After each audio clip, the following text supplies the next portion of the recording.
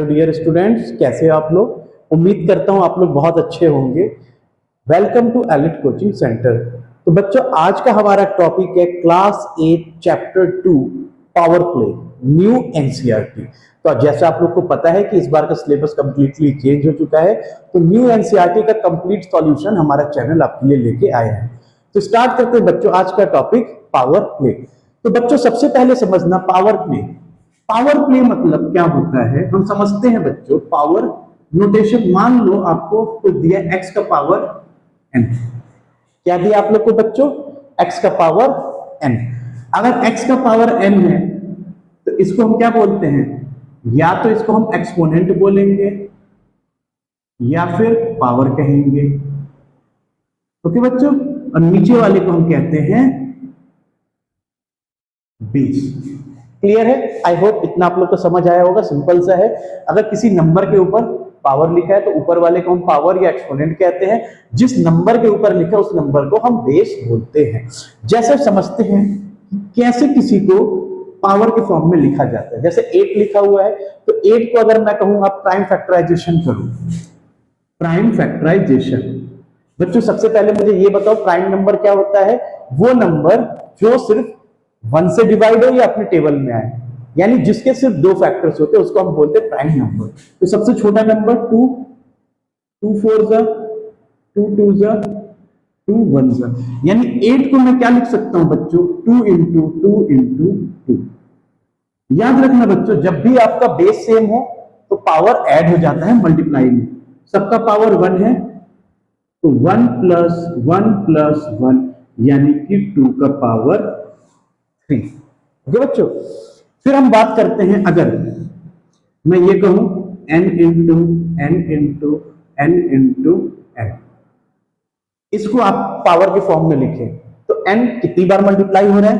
1 2 3 4, यानी कि या तो डायरेक्ट 4 लिख दे या फिर बेस आपका सेम है, सबका पावर 1 है, मल्टीप्लाई में है तो क्या होगा? ऐड होगा।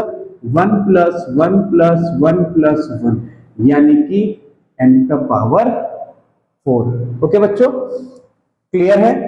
तो इसके बाद अगर हम देखें, हाँ एक चीज और आप लोग देख लो, अगर माइनस का पावर ऑड है, माइनस का पावर ऑड है तब क्या होगा? याद रखना बच्चों, जब भी माइनस का पावर ऑड होगा आंसर हमेशा माइनस में ही आएगा, यानी -1। ऐसा क्यों? -1 इंटू -1 इंटू -1 कितनी बार है बच्चों? 1 2 3। माइनस इंटू माइनस क्या होता है? प्लस। अब प्लस इंटू माइनस माइनस। तो याद रखना, माइनस का पावर जब भी ऑड होगा आंसर आपका माइनस में आएगा। अगर मैं बात करूं माइनस का पावर इवन, तो आंसर हमेशा आपका प्लस में आएगा। ऑड और इवन में फर्क पता है ना बच्चों? ऑड क्या होता है? वो नंबर जो 2 से डिवाइड ना हो। एग्जाम्पल के तौर पे अगर मैं कहूं किसी नंबर के लास्ट में 1 आ जाए, 3 आ जाए, 5 आ जाए, 7 आ जाए, 9 आ जाए, तो वो नंबर क्या होगा? ऑड होगा। और इवन क्या होता है बच्चों? जो 2 से डिविजिबल हो, या यूं कह लो जिस नंबर के लास्ट में 2 आ जाए, 4 आ जाए, 6 आ जाए, 8 आ जाए और 0 आ जाए, उसको हम क्या बोलते हैं? इवन। क्लियर है बच्चों? तो ये बेसिक चीज था, इसको कॉपी करें, फिर इससे रिलेटेड कुछ क्वेश्चन करते हैं और बेहतर समझने के लिए। समझ आया बच्चों? अगला है बेटा हम लोग का, क्या है? Express 32400 as a product of prime factors, यानी कि 32400 दिया हुआ है, इसको प्राइम फैक्टर के प्रोडक्ट में लिखना है आपको। एक बार ट्राई करें, स्टार्ट करें। तो बच्चों अगर हम इसका सॉल्यूशन की बात करें, सबसे पहले आप इधर लिख लो, क्या लिखोगे? 32400। इसको हमें प्रोडक्ट ऑफ प्राइम फैक्टर्स लिखना है। लास्ट में क्या है? 0 है तो 2 से डिवाइड होगा, सबसे छोटा नंबर, यानी कि 2 1 जा 2, 2 6 जा 2 0 0। फिर 0 है तो फिर 2 से डिवाइड होगा, 2 8 जा 16, 2 1 जा 2 0 0। फिर 2 0 है तो फिर 2 से होगा, 2 4 जा 8 0 5 0, है ना बच्चों? 2 4 जा 8। उसके बाद क्योंकि हम 2 नंबर ले रहे हैं इसलिए 0 लगा देंगे, 5 0। क्लियर है? फिर 2 से 2025। अब लास्ट में 5 आ गया तो क्या ये 2 से डिवाइड होगा? नहीं होगा। देखते हैं 3 से। 3 के लिए हम क्या करते हैं बच्चों? सारे नंबर का सम ले लेते हैं। तो 2 + 0 + 2 + 5, 2 2 = 4 + 5 9, 9 3 के टेबल में आता, इट मींस ये 3 से डिवाइड होगा। 3 6 = 18, 3 7 = 350। फिर से 3 2 = 6, 3 2 = 6, 1 इधर आया 5, 5 + 2 7 + 2 9, फिर 3 से होगा। 3 7 = 21, एक इधर, फिर 3 से 3 2 = 6, एक इधर, 3 5 = 25 है। तो आपको पता है ये किसके टेबल में आएगा बच्चों? 5 के टेबल में आएगा। यानी कि हमने इसको कैसे लिख लिया? प्राइम फैक्टर्स के फॉर्म में लिख लिया। तो इसको हम लिख सकते हैं 32400। क्या लिखेंगे? 2 × 2 × 2 × 2। अब 3 कितनी बार है बच्चों? 4 बार। 3 × 3 × 3 × 3। और 5 कितनी बार है बच्चों? 2 बार। 5 × 5। क्लियर है? उसके बाद क्या करेंगे बच्चों? 1 2 3 4, 1 + 1 + 1 + 1 इंटू 3 है 1 + 1 + 1 + 1 इंटू 5 है 1 + 1, यानी कि ये हो गया 2 का पावर 4 इंटू 3 का पावर 4 इंटू 5 का पावर 2। ये आपका आंसर हो जाएगा। है ना इजी? बस आपको डिवाइड करके जो नंबर जितने मल्टीपल्स में होगा उसके पावर के फॉर्म में लिख देना। इसे कॉपी करें। एक चीज और समझते हैं बच्चों, वो क्या है कि मान लीजिए a का पावर a इंटू ए, दूसरा हम ले लेते हैं b इंटू बी। तो ये क्या होगा बच्चों? ये बताओ a कितनी बार है? 2 बार, तो 1 + 1 इंटू b कितनी बार है? 2 बार, 1 + 1। तो a का पावर 2 इंटू b का पावर 2। क्योंकि बेस अलग अलग है, इसको आप लोग गलती से मल्टीप्लाई मत कर देना, नहीं तो गलत हो जाएगा। ना ही पावर को ऐड करना है। क्लियर है? इसे कॉपी करें। फिर लॉज ऑफ एक्सपोनेंट को समझते हैं, जो इस तरह के क्वेश्चन करने में आपका बहुत ज्यादा हेल्पफुल होगा। उम्मीद करता हूं बच्चों इतना आप लोग को समझ आया होगा। अब स्टार्ट करते हैं इसी का अगला टॉपिक, लॉज ऑफ एक्सपोनेंट। यानी अभी तक जो हमने पढ़ा कि बेस, एक्सपोनेंट, अब इसके ऊपर जो कुछ लॉज है उसको देखते हैं और समझते हैं कि क्वेश्चन को हम कितने बेहतर तरीके से कर सकते हैं। एग्जाम्पल के तौर पे अगर मैं सबसे पहले बात करूं, इधर से स्टार्ट करते हैं। जैसे मैं फर्स्ट आपसे बात करूं a का पावर m इंटू a का पावर n, ये क्या होता है? अभी मैंने आपको क्या कहा? 2 × 2, आपने क्या किया? पावर को ऐड कर दिया। तो यही आपका पहला लॉ है, अगर मल्टीप्लाई में हो और बेस सेम हो तो पावर ऐड हो जाता है। यानी कि a का power m plus n।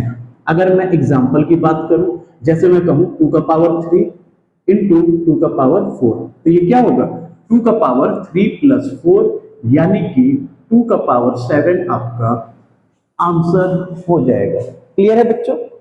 Second अगर मैं बात करूं, आपसे कहा जाए a का power m divided by a का पावर m, यानी कि बेस सेम है, पावर कुछ भी हो और डिवाइड में है, तो ऐसे में हम क्या करते हैं? m माइनस n, मल्टीप्लाई में प्लस किया, डिवाइड में माइनस। एग्जांपल देखते हैं। 5 का पावर 10 डिविजिबल बाई 5 का पावर 7, तो आप क्या करोगे? 5 का पावर 10 - 7, यानी कि 5 का पावर 3 आपका आंसर हो जाएगा। क्लियर है बच्चों? इजी है। अगला देखो, अगर मैं बात करूं a का पावर m इंटू n, तो इसको आप लिख सकते हो a का power m into n। Clear है? एग्जाम्पल, यानी कि अगर मैं कहूं जैसे कि 2 का पावर 4 इंटू 8, तो ये हो जाएगा 2 का पावर 4 इंटू 8, यानी कि 2 का पावर 8 4 = 32 आपका आंसर हो जाएगा। समझ आया बच्चों ये तीनों लॉज? अगला देखो आप लोग, अगर मैं कहूं a का पावर m इंटू b का पावर m, अब क्या हुआ? अब यहाँ पे पावर आपका सेम है पर बेस अलग है, तो इसको आप लिख सकते हो a इंटू बी का पावर m। क्लियर है? एग्जाम्पल के तौर पे अगर आपका ये हो जाएगा जैसे कि 2 का पावर 3 इंटू 3 का पावर 3, तो आप क्या लिखोगे 2 इंटू 3 का पावर 3 और 2 3 जा 6 का पावर 3। क्लियर है बच्चों? इसे कॉपी करें फिर अगला लॉस करते हैं। समझ आया ये 4? अगला लॉ देखते हैं बच्चों, 4 के बाद 5th आ जाए। अगर मैं आपसे कहूं सेम इसी में a का पावर m अपॉन b का पावर m, तो ये क्या होगा बच्चों a बाई b का पावर m। यानी अगर एग्जांपल की हम बात करें तो ये क्या होगा बच्चों, मान लो 2 का पावर 3 डिवाइडेड बाई 5 का पावर 3, तो आप क्या लिखोगे 2 बाई 5 पावर 3, है ना? आसान है ना? मजा आ रहा है करने में? बस एक बार समझने की बात है, एक बार आप समझ जाओगे बहुत ही आपको आसान लगेगा, और मेरे साथ रहोगे तो और आसान लगेगी। फिर बच्चों आता है a का पावर 0 इक्वल टू 1। याद रखना बच्चों कि अगर कोई भी नंबर है उसका पावर अगर 0 है तो आंसर हमेशा 1 आएगा। एग्जाम्पल के तौर पे जैसे कि 1 का पावर 0, 2 का पावर 0, 3 का पावर 0 और पावर 0। चलो इसको मैं हटा दे रहा हूं। पावर 0 मैंने क्या कहा, कुछ भी रहे, पावर 0 तो 1, 2 का पावर 0 तो 1, 3 का पावर 0 तो 1, यानी कि 1 प्लस 1 प्लस 3 आंसर आ जाएगा। इसका एक और एग्जाम्पल समझते हैं बच्चों, एक और करें। देखो क्या है 3 इंटू 8 इंटू 10 पावर 0। अब आप इसको मल्टीप्लाई करने मत बैठ जाना, अभी मैंने बताया पावर 0 होगा, आप कुछ भी कर लो आंसर क्या आएगा 1 ही आएगा। तो अंदर आप मल्टीप्लाई करके कुछ भी लाओ, पावर तो बाहर 0 ही है ना, तो इसका आंसर क्या होगा 1 होगा। एक और समझ लेते हैं इंपॉर्टेंट जो है, वो क्या है a का पावर -1। a का पावर -1 क्या होता है बच्चों 1 अपॉन a। अगर मैं इसके एग्जाम्पल की बात करूं तो अगर मैं कहूं 2 का पावर -3 है ना, तो ये क्या होगा 1 अपॉन 2 का पावर 3, और आपको पता है 2 का पावर 3 क्या होता है 8 होता है, तो 1/8 आपका आंसर हो जाएगा। तो इसको कॉपी करिए।